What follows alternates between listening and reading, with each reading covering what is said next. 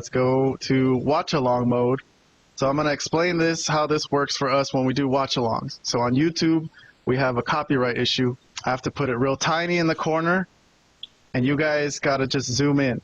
So just pinch out your finger like this, and if you want to zoom into that part of the screen, there you go.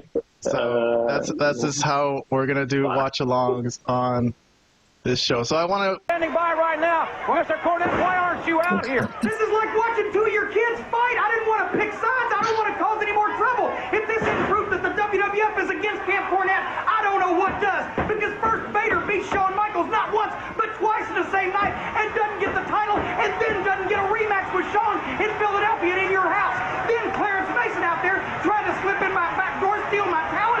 Now Gorilla Monsoon has brothers-in-law, family members fighting each other in this stupid tournament. And I heard what you said, Sonny, and I'm keeping my eye on you too. Camp Cornette's at a crossroads, and I'm trying to hold everything together. Come on, guys, don't hurt each other. Well, I tell you what, Shawn Michaels is going to be one thorn in the side today because I my 650-pounder is going to have Shawn Michaels out of the picture tonight on Raw. What? What do you mean 650-pounder? What do you mean I said 650-pounder? Vader's gained that much weight since SummerSlam? No, you idiot. I'm talking about Yokozuna. The 650-pound Yokozuna. I'm the one that took him to the top. He's never been anybody without me. And today... Thank you very much, Mr. Cornette. We are seeing this show. Oh, man. Cornette is tremendous. So Yokozuna used to be in his stable, and I guess this is the day he announced that Yokozuna is coming back to his stable. So he's going to manage Yokozuna in the main event against Shawn Michaels. So, right. All right, He kicked him out of a stable before. So interesting. I do remember that. See, you might know more about it than me there. So, all right. Later in the night, I think we get one last Jim Cornette promo, Vlad, before the main event. Because Jim Cornette is once again aligned with Yokozuna, so he's going to talk up Yokozuna here. Oh, yeah, there's nothing wrong about breath, but I'll tell you this, Shawn Michaels, your goose is cooked and served tonight because I got Owen here, I got Bulldog here, I got Vader here, but I ain't going to need him because I've got a 650-pound man, Yokozuna, back in the fold where he belongs, and tonight he's going to be meaner and badder and rougher and tougher than ever before, and Shawn Michaels, you're going to bear the brunt of it. Music now. That is a pretty cool theme. Well, yeah, Yokozuna's theme. He's a member of the bloodline. But anyways, let me just before we move on from Jim Cornette, Vlad, I guess I'll get a comment from you on Jim Cornette here, who is a big part of the show. And this he was a big part of this show. That's correct. And a show that is on the losing end of the Monday Night Wars. But I don't know if you can really blame him. But he was very much what you would call old guard, right?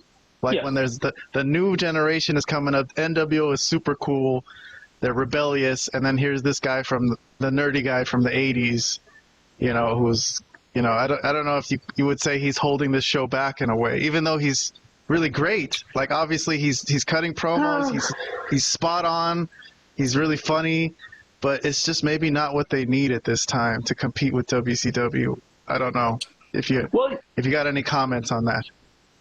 I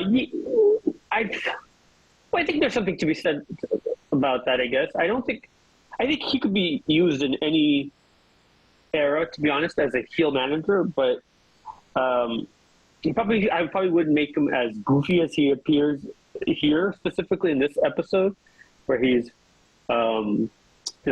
it's kind of comedic, some of the stuff he says and does, more than really heelish. But he is a heel manager, and I think he could be used that way. But yeah, later, I think as the time goes on, they kind of do get... Well, I mean, obviously they use him more in a creative role, in a TV role. So maybe there's something to that. Like they didn't feel a need for him to be a heel manager anymore as they were starting to compete with the WCW at that time. So, it's a valid point, but I think if creatively I could have come up with a way to use him in any era. I think if I was booking or if I was on a creative team. But that's just all right, cool. All right, no, that's a good opinion. All right, hey Robert, do you listen to the Jim Cornette podcast? I know he's a big AEW hater. I think you could call him. That he's a big, critic? No, I don't really listen to anybody's podcasts. Not really, except ours. Not at all. You've never ever come across a Cornette clip on the internet? No, I've come across Cornette clips just because it's recommended on my feed, but I don't actively search for his podcast. Like, sure. Oh, let me look up Jim Cornette's the next Jim Cornette podcast show. And do you have any thoughts on Jim Cornette in general? Since this is the first time we've done a classic review of something that he's involved in. Do you have any thoughts on him? Like just, from what you've seen or what you've heard? He's okay. I do find him entertaining. I'll say that much. I don't necessarily agree with. There's some things he said that I've agreed with. I can't remember off the top of my head. How about as a wrestling character? He's great. I think he's fantastic. Yeah? Yeah. All right. Robert's a fan. All right, so let's move on with the rest of the show. We're almost done. The last match of the night, Vlad, is Yokozuna against Shawn Michaels. So, and Jim Cornette's coming out with Yokozuna. So, the other side, Nitro's main event was the Giant against Macho Man, and this was Yokozuna against Shawn Michaels. So, They're trying to compete. You know what I mean? They're putting something up. It's a non-title match, though, but still. That's a pretty solid matchup. You know what I mean? Yeah. Well, it really wasn't at this point, I have to be honest, because Yoko wasn't the same Yoko from like 94 and maybe even early 95. He had really gotten too huge at this point, and he really wasn't. Bro, he can move though. I wasn't gonna play it, but let me play the beginning of the match. No, he can still move, but not. He wasn't a top guy at this point. Look at this, Robert. I mean, for a guy this big, bro, the way he moves so nimble. Like usually, guys, this is. Oh, he moves amazingly. His agility for his size is ridiculous. Yeah, he looks smooth. Like he's not clunky like most big guys. Even here. We know he weighs over 600. No, absolutely. Anyway, so there's 3.5 minutes left on the show as the match gets started. So I still don't want to play the whole thing. I'm going to skip forward a little bit. Do you know who Jose Lothario is, Vlad? Because yes, of course I do. This is a name that keeps coming up that I don't really understand what's going on because he seems to be in Shawn Michaels' corner. Yeah. Well, the story goes he trained in Texas, and Jose Lothario is a famous wrestler from like the 50s and 60s, mostly in the Texas territory. But anyways, and he trained Shawn Michaels in San Antonio, and that's where Shawn Michaels is from, to be a professional wrestler, and that's really. And then during the Bret Hart feud match, like he was really with him the whole time during that.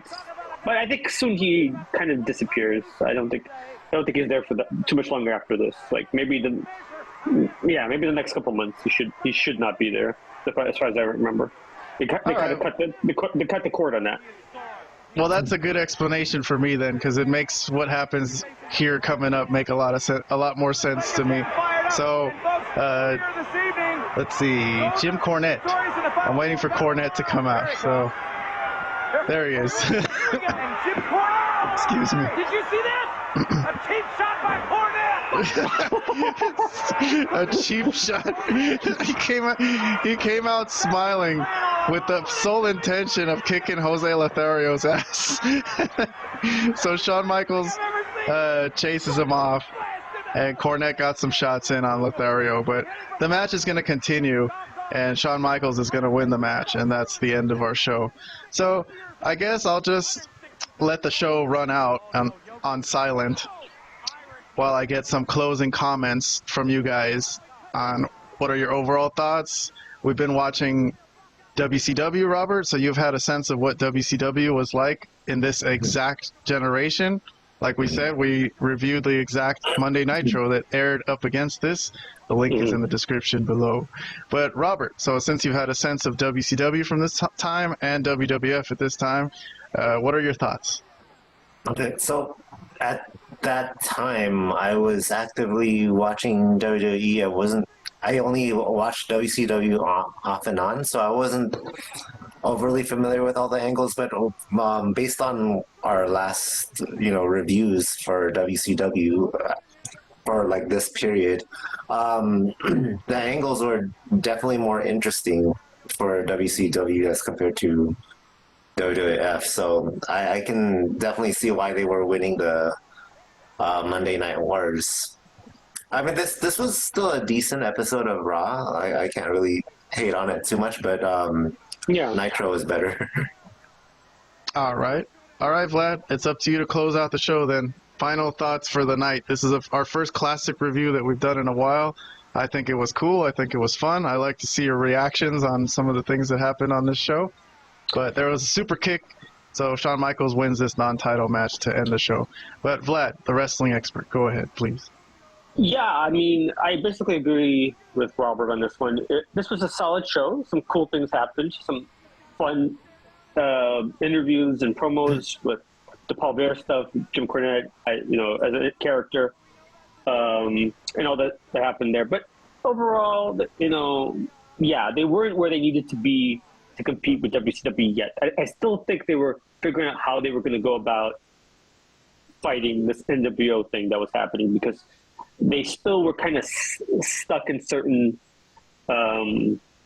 tropes where they were like, it was still cheesy and not realistic and all that stuff. They still hadn't gotten where they needed to go. That's what I feel, at least.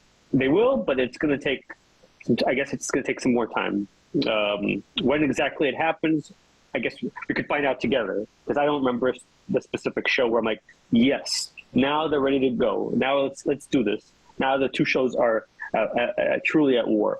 Maybe when they go 2 hours. Maybe when they change it to 2 hours, which I don't know when that happens either. It could be coming up.